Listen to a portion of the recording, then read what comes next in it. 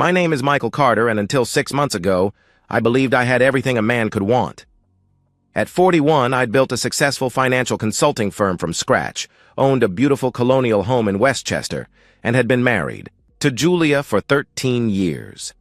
I met Julia at a networking event in Manhattan back in 2010. She was working in marketing for a pharmaceutical company, all energy and ambition wrapped in a stunning package. Her laugh could light up a room, and when she focused that brilliant smile on me, I was done for. We dated for 18 months before I proposed at the same rooftop bar where we'd had our first kiss. Those early years were everything marriage should be. We'd spend Saturdays exploring farmers' markets, Sundays reading the Times in bed with coffee. She'd surprise me with Yankees tickets. I'd book spontaneous weekend trips to Vermont. We talked about kids eventually, but we were in no rush. We had time. We had each other. The shift was gradual, so subtle I almost missed it. Julia's marketing director position at Pharmatech Industries had always demanded long hours, but suddenly she was working every weekend. Business dinners became more frequent. The phone that used to sit forgotten on the counter was now permanently attached to her hand, screen tilted away from my view. "Another crisis at work?" I'd ask, whenever she'd slip out to take calls during dinner. "You know how it is," she'd reply, kissing my forehead. "Big product launch coming up." I did know how it was, or I thought I did. In my line of work, you learn to read patterns, analyze data, spot anomalies. But when it came to my own wife, I'd developed a blind spot the size of Manhattan. The red flags accumulated like compound interest. The new lingerie that never made, an appearance in our bedroom, the gym membership she never used despite leaving in workout clothes, the way she'd flinch when I'd casually ask about her day, then overcompensate with elaborate stories that didn't quite add up. Still, I told myself, I was being paranoid. This was Julia. My Julia. The woman who'd held my hand through my father's funeral, who'd celebrated with champagne when I'd landed my first major client. We'd built a life together, intertwined our futures so completely that betrayal seemed impossible. But numbers don't lie. Credit card statements showed charges at restaurants I'd never been to, on days she claimed to be in budget meetings. Hotel charges in the city when she was supposedly at the office until midnight. Gifts purchased that never appeared. The morning everything changed started like any other. Julia was in the shower, her phone buzzing on the nightstand. Usually I'd ignore it, but something made me look. A text preview from Ryan Matthews, her coworker. "Last night was incredible. Can't wait to do it again." My coffee mug slipped from my hand, shattering on the hardwood floor. The sound brought Julia running from the bathroom, towel wrapped around her. "What happened?" she asked, concerned. "Just dropped my mug," I said, surprised at how steady my voice sounded. "I'll clean it up." As I swept up the pieces, I made a decision. I wouldn't confront her. Not yet. In finance, emotional decisions lead to poor outcomes. I needed facts. I needed evidence. I needed a plan. That afternoon, I made an appointment with Thomas Sterling, a private investigator recommended by my lawyer friend. Tom was expensive, discreet, and thorough. Exactly what I needed. "How long do you want surveillance?" he asked, his weathered face showing no judgment. "As long as it takes to know the truth," I replied. 2 weeks. That's all it took for my perfect life to reveal itself as a masterpiece of deception. But I didn't rage. I didn't break. I started planning. Thomas Sterling's office occupied the 3rd floor of a nondescript building in White Plains, the kind of place you'd walk past 100 times without noticing. That was the point. The man himself was equally forgettable. Medium height, medium build, brown hair going gray. The perfect ghost.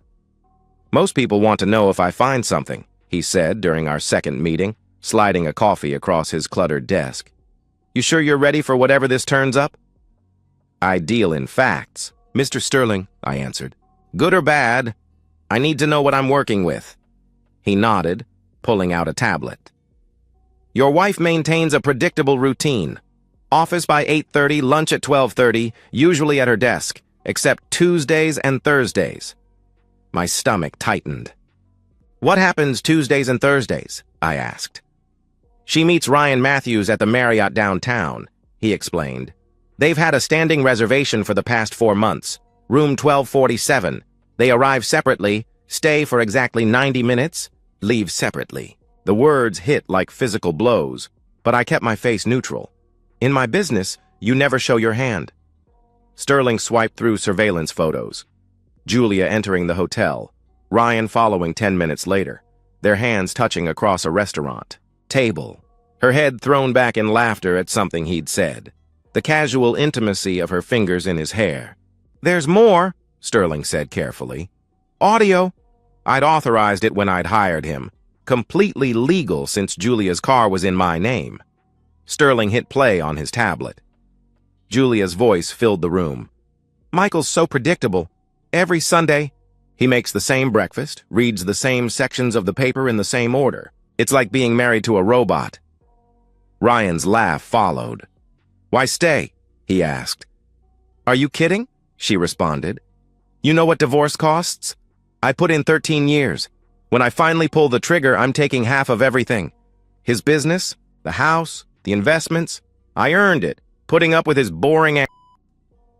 That's cold, Jules, Ryan replied. That's smart, she countered. Besides, her voice dropped to a purr. I've got you to keep me entertained until then. Sterling paused the recording. There's 3 hours of this, similar content throughout. She discusses divorce strategy, asset division, how to maximize her take. She's been consulting with Janet Morrison, high-end divorce lawyer in the city. I stood, walked to the window. White plains stretched out below, ordinary people living ordinary lives. None of them knowing their world could shatter with a single recording. How long has it been going on? I asked. Based on credit card records and phone data, I'd estimate 8 months minimum. Possibly longer, he answered. 8 months.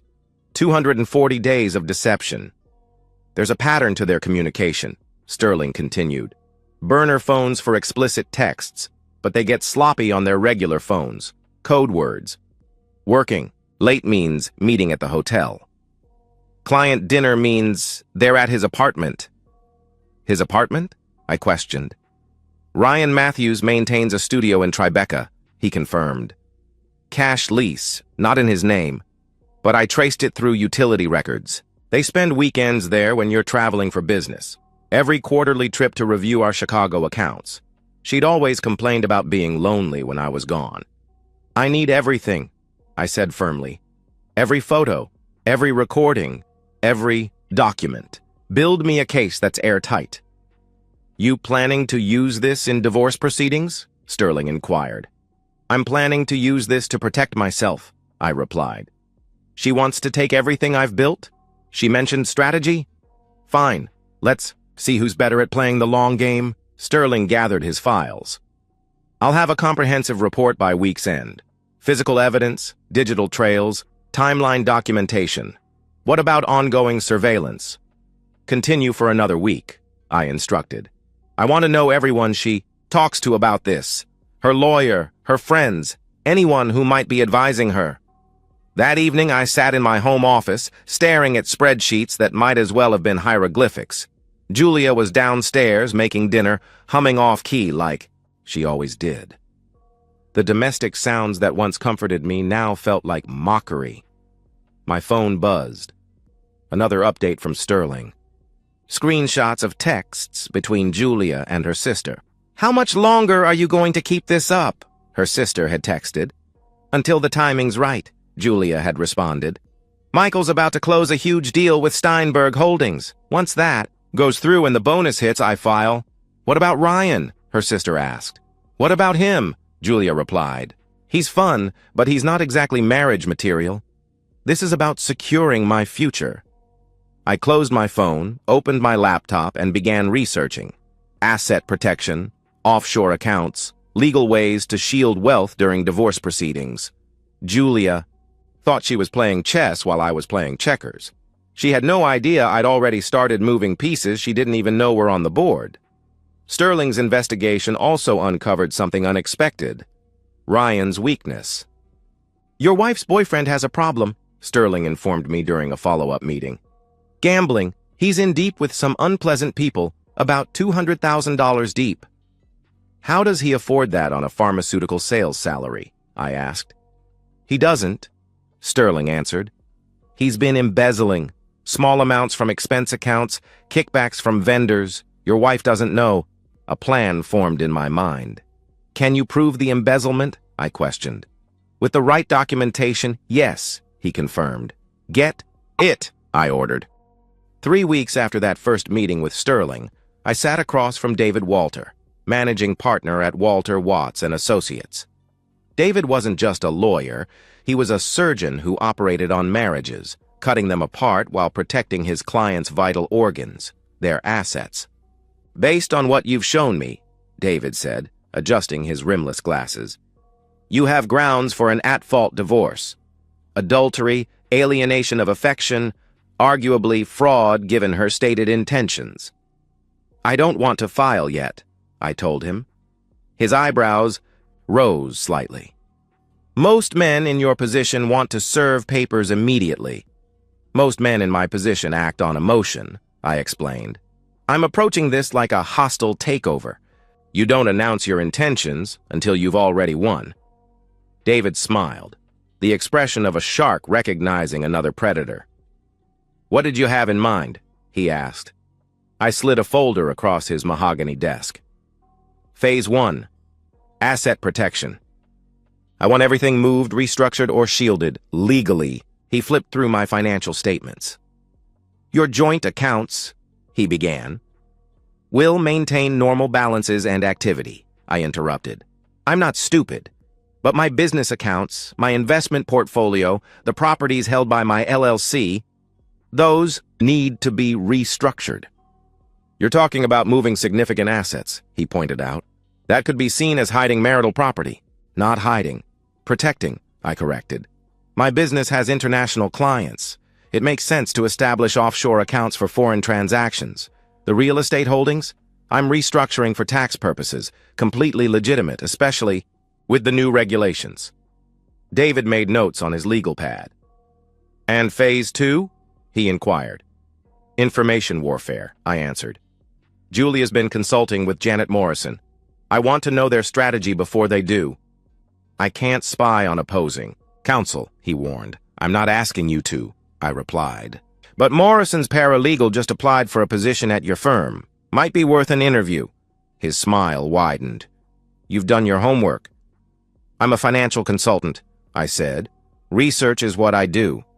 Over the next hour, we mapped out a strategy that would make Sun Tzu proud. Every move Julia might make, we had a counter. Every asset she thought she could claim, we had a legal shield. "What about the house?" David asked. "Technically owned by my LLC, not jointly," I explained. "She's listed as a resident, not an owner."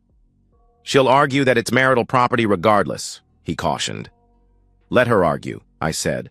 "By the time she realizes what's happening, the LLC will have sold it to another shell company I control.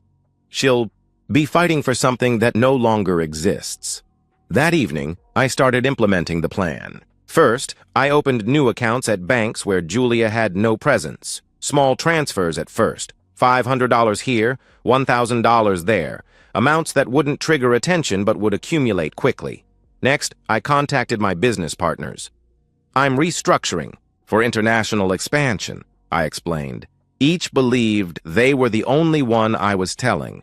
Each agreed to redirect payments to the new offshore accounts I'd established. The house was trickier. I needed Julia to sign documents without realizing what she was signing. Fortunately, she'd grown lazy about reading what I put in front of her. "Honey, I need your signature on these tax documents," I said one evening, sliding papers between her wine glass and her phone. She barely glanced up from texting, probably Ryan. "Where do I sign?" she asked. "Just the flagged pages," I answered. Her pen moved across the documents that would transfer her residency rights to a month-to-month basis. Another set buried in the stack restructured our home equity line of credit, removing her as a co-signer. All done, she said, sliding them back. You're so good at handling all this boring financial stuff. That's why you married me, right? I asked. For my boring predictability? She laughed, not catching the edge in my voice. Among other reasons. Yeah, I thought. About 3 million other reasons. The truly satisfying part came when I handled our credit cards. As the primary account holder, I had full control. I didn't cancel them. That would be too obvious. Instead, I gradually reduced the limits. $50,000 became $40,000, then $30,000. Small enough decrements that the automated alerts wouldn't trigger. I also started documenting everything. Every client dinner, I noted in my calendar with screenshots of her location data showing her at Ryan's apartment. Every weekend conference, I saved hotel receipts from her credit card statements showing charges for 2 guests. Sterling continued. His surveillance, building an encyclopedic record of the affair. Videos of them entering hotels. Photos of intimate dinners. Audio recordings that would make Julia's lawyer weep. But the masterstroke was Ryan's gambling debt and embezzlement. Sterling had compiled irrefutable proof, altered expense reports, forged receipts, vendor kickback agreements. Ryan had stolen nearly $75,000 over 2 years, using it to feed his gambling addiction. He owed $200,000 to people who broke bones for lesser debts. 3 months into my preparation, everything was in place. 70% of our liquid assets had been legally moved beyond Julia's reach. The house was one signature away from being sold to my shell company. Our investment portfolio had been restructured into trusts that predated our marriage, backdated legally through a loophole David had found. Julia remained blissfully unaware, lost in her affair and her dreams of taking me to the cleaners. She'd even grown bolder, barely bothering to hide her contempt. You know, she said one night after her 3rd glass of wine, sometimes I wonder what would have happened if I'd married someone more exciting. Like who? I asked. I don't know, she mused. Someone who takes risks, someone spontaneous, someone like Ryan, I thought. Well, you married me instead, I replied. Yeah, she sighed. I did. That night, I lay awake beside her, listening to her breathing. 13 years we'd shared this bed. 13 years of trust I'd given freely. In the darkness, I felt nothing. No anger, no sadness. Just cold, calculated determination.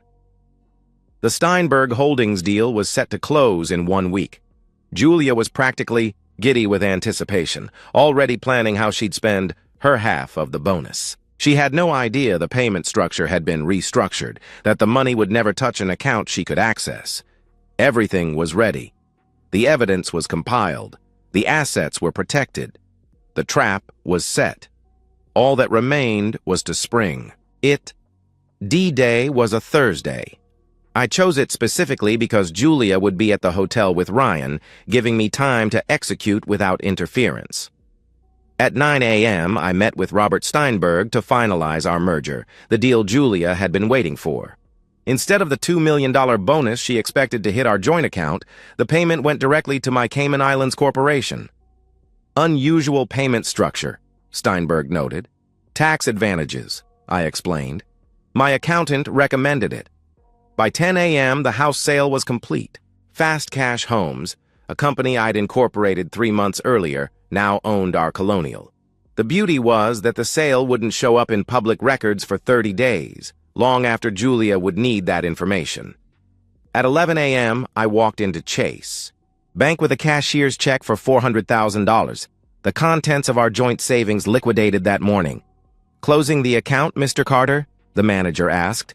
Investment opportunity, I replied. Time sensitive. By noon, every joint credit card had been canceled. Not frozen, canceled. Julia would find out the moment she tried to pay for her hotel room with Ryan. At 12:30 p.m., while Julia was presumably in the throes of passion at the Marriott, I sat in David Walter's office as he prepared the divorce papers. But these weren't ordinary papers. You're sure about this? David asked. Once we file, there's no going back. File them at exactly 2 p.m., I instructed. That gives me time to execute the rest. The rest was the part I'd planned most carefully. At 1 p.m., I sent an anonymous package to Pharmatech Industries' HR department. It contained Sterling's complete report on Julia and Ryan's affair, the hotel receipts, the photos, the audio recordings, everything. But more importantly, it contained proof of Ryan's embezzlement. At 1:30 p.m., another package arrived at Ryan's, Bookie's office.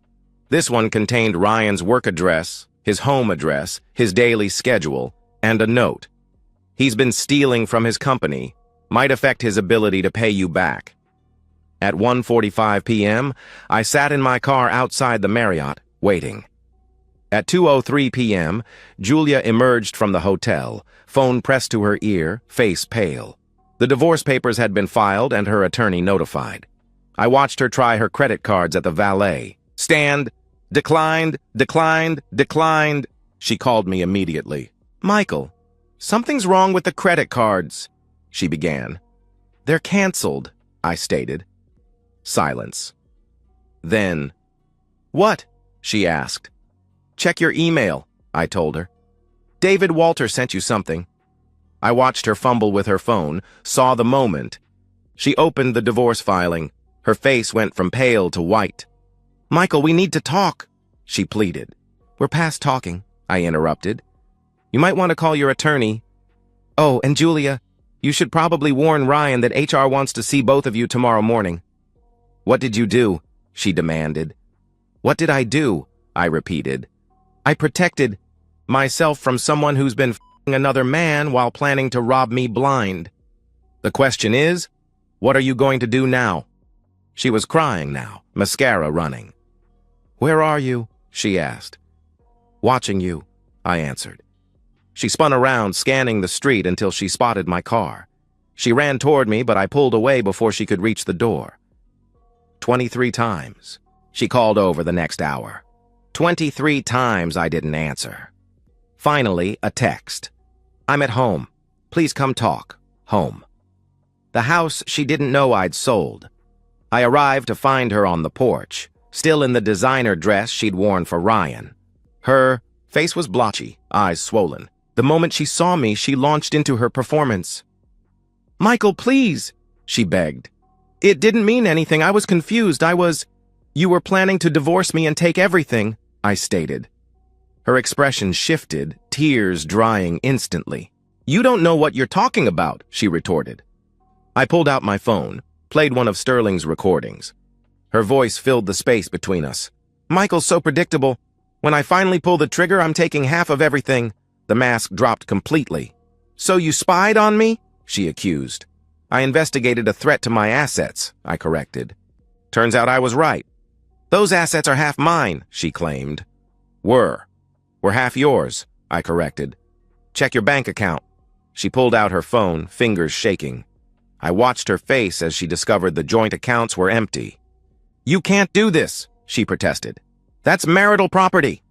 Which I moved to protect from someone planning to steal it, I explained. My lawyer says it's completely legal given your documented intent to defraud me. I'll fight you, she threatened.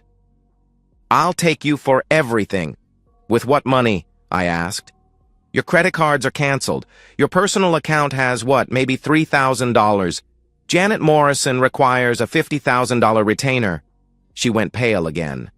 The house, she started. Sold. 3 hours ago, I announced. That's impossible, she exclaimed. I didn't sign anything. Actually, you did, I replied. 3 months ago. You really should read what you sign. The reality of her situation was sinking in. No money, no credit, no house, no leverage. Ryan will help me, she said, but even she didn't sound convinced. Ryan's about to be unemployed and arrested for embezzlement, I informed her. He owes $200,000 to some very unpleasant people who just learned he might not be able to pay. I don't think he's in a position to help anyone. Her phone rang. Ryan's name on the screen. She answered on speaker, probably hoping I'd hear something useful. Julia, what the hell did you do? Ryan's voice was panicked. What do you mean? She asked. HR knows everything, he continued frantically. The hotels, the dinners, everything. They have photos, they have recordings, and they're saying something about missing money. Ryan, calm down. She tried to interrupt. I can't calm down, he shouted. I'm going to lose my job. We're both going to lose our jobs. Did you tell anyone about us? No, she began. This is your husband, isn't it? He accused. Your husband did this. Ryan, we can figure this out, she attempted. There is no we, Julia, he snapped. This is over. Don't contact me again. The line went dead. Julia stood there, phone in her hand, mouth open. In the span of 5 hours, she'd lost everything. Her marriage, her money, her house, her lover, and soon, her job. You destroyed me, she whispered. No, I said, turning back to my car. You destroyed yourself. I just didn't save you from the consequences. As I drove away, I felt the first stirrings of something I hadn't expected. Not satisfaction, not revenge, but simple relief. The months of deception were over. The careful planning had paid off. Julia would face the consequences of her choices, and I would rebuild my life without her shadow hanging over it. The next 3 days were a symphony of destruction. Each movement perfectly timed. Friday morning, 8:47 a.m., Julia walked into Pharmatech Industries for what would be the last time. Sterling was there, sitting in his car in the visitor's lot, documenting everything. She went in confident, he reported via text. Came out in tears 40 minutes later with a banker's box. Human resources had been thorough. Gross misconduct, violation of company policy regarding workplace relationships, and bringing disrepute to the company. No severance, no references, immediate termination. Ryan hadn't even made it that far. Security had escorted him out Thursday evening after the embezzlement evidence surfaced. Criminal charges were pending. Saturday brought a new wave of humiliation. Julia's friends, the same ones who'd covered for her affair, suddenly went silent. Social media told the story. She'd been removed from their private groups, unfriended, unfollowed. The sisterhood that had enabled her betrayal abandoned her the moment she became a liability. Her best friend, Monica, actually called me. Michael, I just wanted to say I had no idea she was planning what she was planning, she explained. If I'd known about the money thing... You knew about the affair, though, I pointed out. Silence. Then, I thought it was just a fling. I didn't think she'd actually... She started. Destroy our marriage? Try to rob me? Ruin lives? I finished. She hung up without another word. Sunday was when Julia made her first real mistake. She showed up at my office, my private office that she'd only visited twice in our entire marriage. I was working, preparing for Monday's client meetings when she walked in using the spare key I'd forgotten she had. She looked terrible, hair unwashed, wearing the same clothes from Thursday, eyes bloodshot. We need to talk, she said. We have lawyers for that, I replied. I can't afford a lawyer, she admitted. That sounds like a personal problem, I responded. She sat uninvited in the client chair. Michael, I know I hurt you, she began. You didn't hurt me, I corrected. You revealed yourself. There's a difference. I made a mistake, she claimed. I set down my pen, gave her my full attention. A mistake is forgetting an anniversary, I explained. You conducted an 8-month affair while planning to divorce me for maximum profit. That's not a mistake. That's a campaign. I was confused, she tried to justify. You were calculated, I interrupted. I have 3 hours of audio where you discuss strategy with Ryan. Would you like me to play your greatest hits? The part where you call me boring? Or maybe where you laugh about taking the house? Her face crumpled. I didn't mean those things, she insisted. Yes, you did, I countered. And that's actually fine. You're entitled to your opinion. What you're not entitled to is my money, my house, or my sympathy. I have nothing, Michael, she pleaded. Nothing. You have what you earned, I told her, which, coincidentally, is nothing. My parents, she started. Know everything, I interrupted. I sent them Sterling's report yesterday. She went white. "You didn't," she whispered. "I did," I confirmed. "Your father called me last night. He was disappointed. Your mother didn't say anything. I think she was crying too hard." This broke her. The tears came hard and fast, her body shaking with sobs. For a moment, just a moment, I felt something. A ghost of the love I'd once had for this woman. Then I remembered the recordings, the mockery, the calculated cruelty of her betrayal. "There's something else," I said. "Ryan's in the hospital." She looked up, tears stopping instantly. "What?" she asked. "Apparently his creditors weren't happy about his sudden unemployment," I explained. "They found him Friday night. Broken ribs, fractured jaw, ruptured spleen. He'll live, but he won't be pretty anymore." "Did you?" she began to accuse. "I was here all night," I stated. "Security footage confirms it. I had nothing to do with it." Monday morning, the divorce papers were officially served. David had crafted them beautifully, no-fault filing that would move quickly given the circumstances. Julia would get exactly what she was entitled to under law: her personal belongings, her car, still making payments, and her retirement account, barely 5 figures. Everything else was either protected by prenuptial agreements she'd signed without reading or had been legitimately moved beyond reach. She tried one last gambit, showing up at the house Monday evening with her parents. I was ready for them. Her father, Robert, was a good man. Old school, worked his whole life as a plumber, built his business from nothing. Her mother, Diane, was a kindergarten teacher. Salt of the earth people who'd raised a daughter they know. "Longer recognized, Michael," Robert said. "We need to discuss this situation." "Of course. Come in," I replied. I led them to the dining room, the same table where Julia and I had shared countless meals. I'd already laid out the evidence: photos, bank records, transcripts, everything organized chronologically, painting a clear picture. Robert picked up a photo of Julia entering the hotel. His jaw tightened. Diane read a transcript of Julia mocking our marriage, tears rolling down her cheeks. "We didn't raise her to be this way," Diane whispered. "I know," I acknowledged. Robert looked at his daughter. "Is any of this fabricated?" he asked. Julia couldn't meet his eyes. "No," she admitted. "You were going to steal from him?" Robert questioned. "After cheating?" "It's not stealing," Julia protested. "I was entitled—" "To what?" Robert's voice rose. "To destroy a good man because you were bored? To throw away a marriage for some excitement?" "You don't understand," she started. "I understand perfectly," he interrupted. "You're not the woman we raised. The daughter we raised had integrity." He stood, helped Diane to her feet. "Michael, I'm sorry," he said. "For everything. This isn't your fault," I assured him. "She's our daughter," he replied. "That makes it our responsibility." He looked at Julia. "You can come home, but you'll earn your keep. You'll work in the office, answering phones, minimum wage. You want to rebuild your life? You'll do it honestly." "Dad," she began. "That's the offer," he stated firmly. "Take it or find somewhere else." They left her there in my dining room. Technically not my dining room anymore, but she didn't know that. The new owners would take possession in 2 weeks.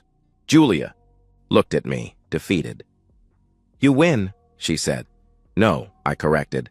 "I survived. There's a difference." She gathered her things, the small box of possessions I'd packed for her, and walked to the door. She paused, turned back. "Did you ever love me?" she asked. "Completely," I answered.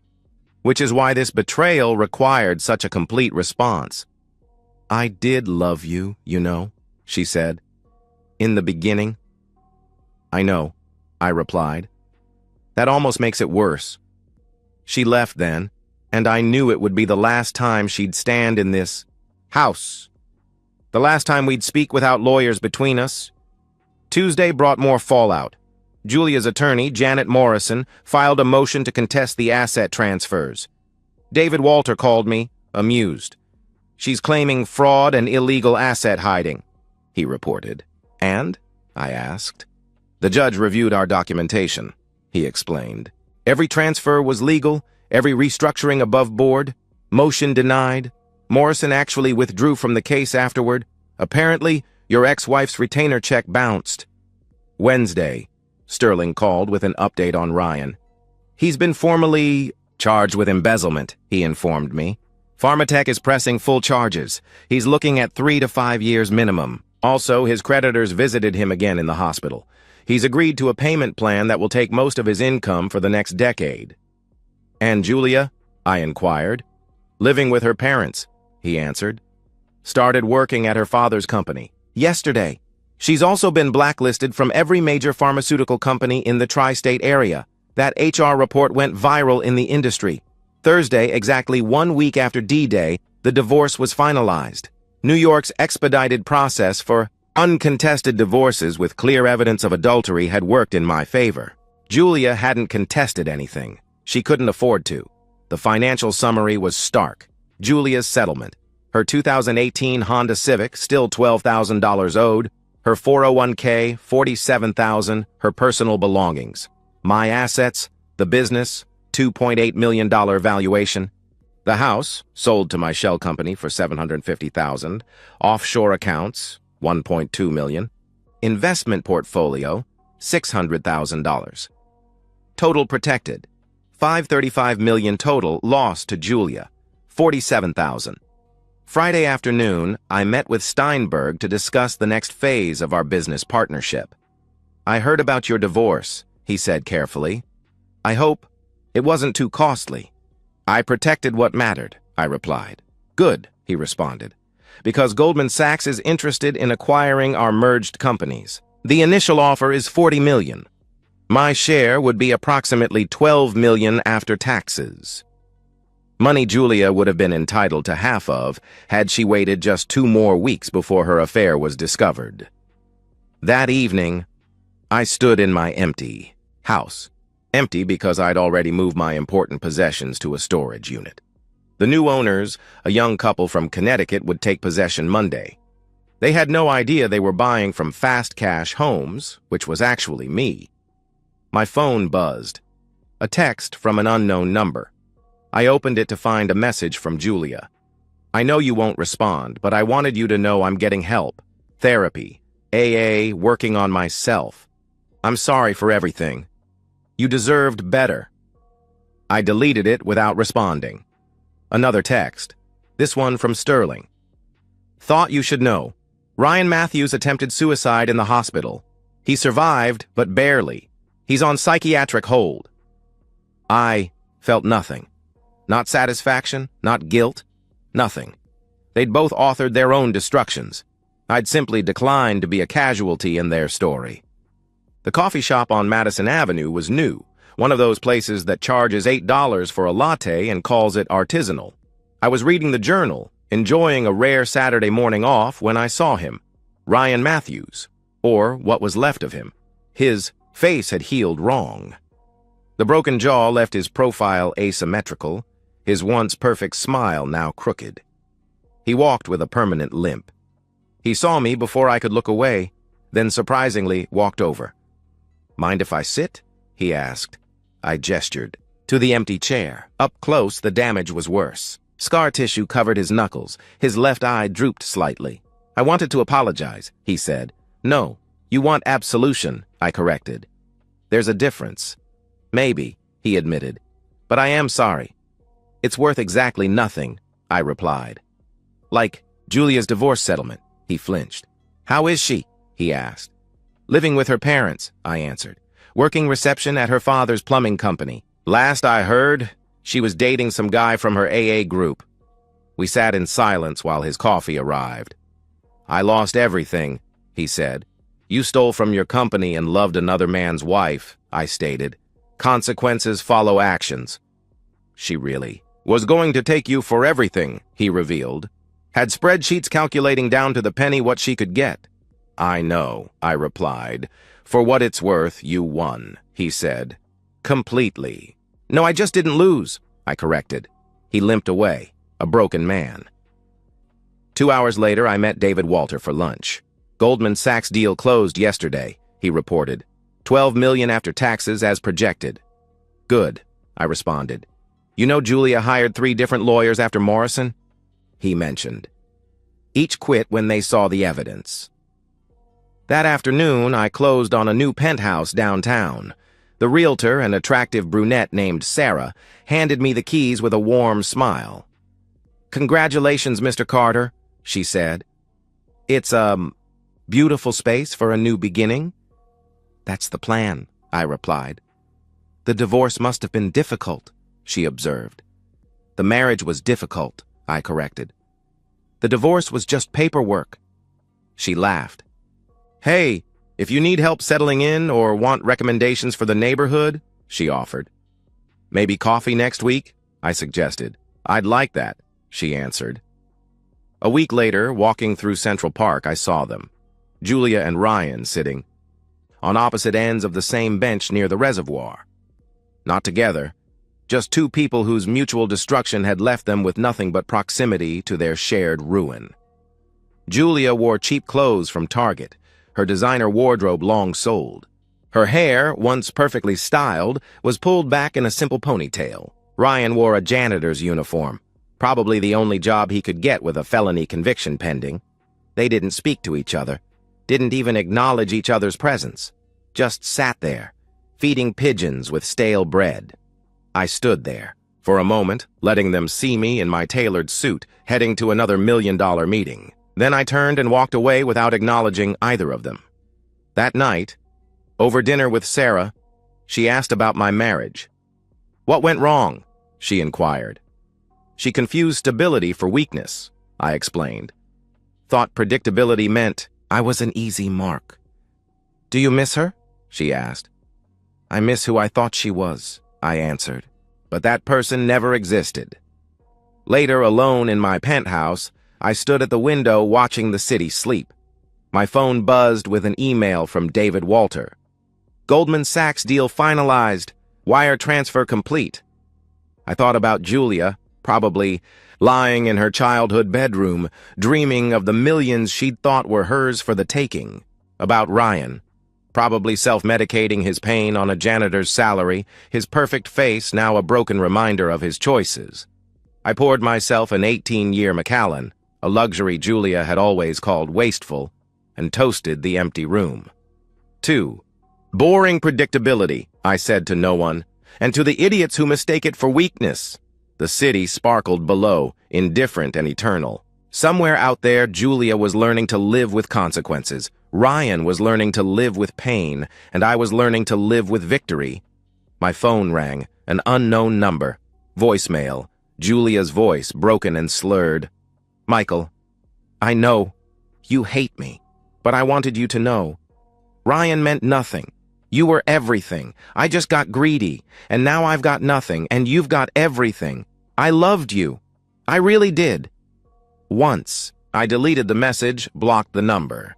6 months post-divorce, I had my victory. Julia had her consequences. Ryan had his scars. Justice, as it turns out, tastes like expensive scotch and sounds like silence where chaos used to live. It wasn't sweet. It wasn't bitter. It was just complete. And so, we've reached the end of today's story. Was it what you expected, or did it take a twist you didn't see coming? I'm curious to hear your thoughts. Share them in the comments below, and let's get a conversation going. If this story kept you hooked, make sure to hit that like button. And if you're new here or just haven't subscribed yet, now's the perfect time to join our community.